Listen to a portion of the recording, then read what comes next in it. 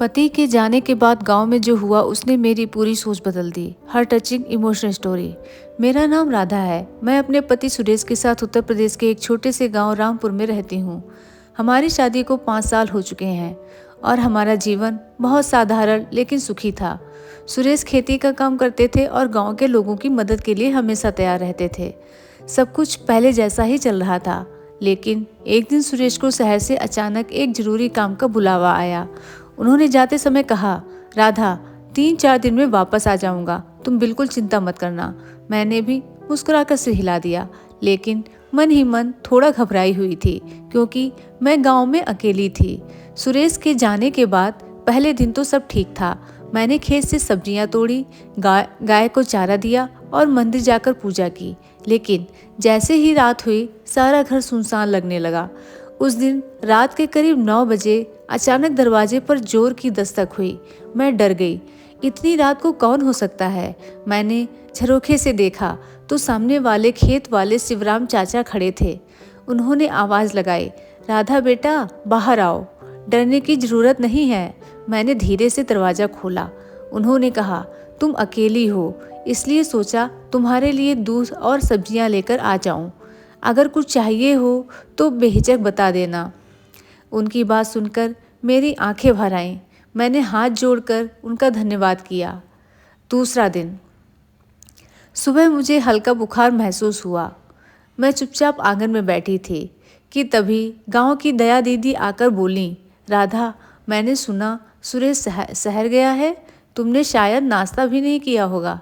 चलो हमारे घर चलो, मैंने गर्मा गर्म खिचड़ी बनाई है।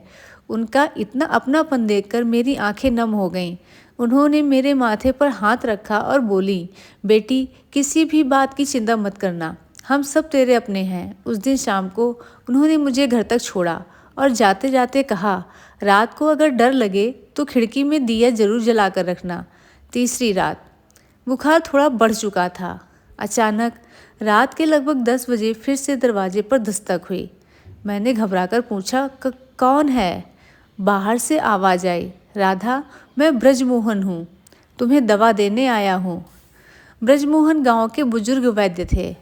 मैंने दरवाज़ा खोला तो उन्होंने कहा, सुबह दया ने बताया कि तुम्हारी तबीयत ठीक नहीं है।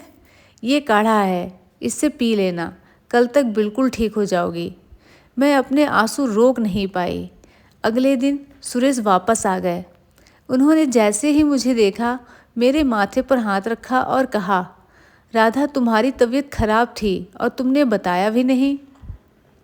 मैंने धीरे से मुस्कुराकर कहा, मुझे डर नहीं लगा सुरेश, क्योंकि तुम भले ही बाहर थे लेकिन पूरा गांव मेरे साथ था।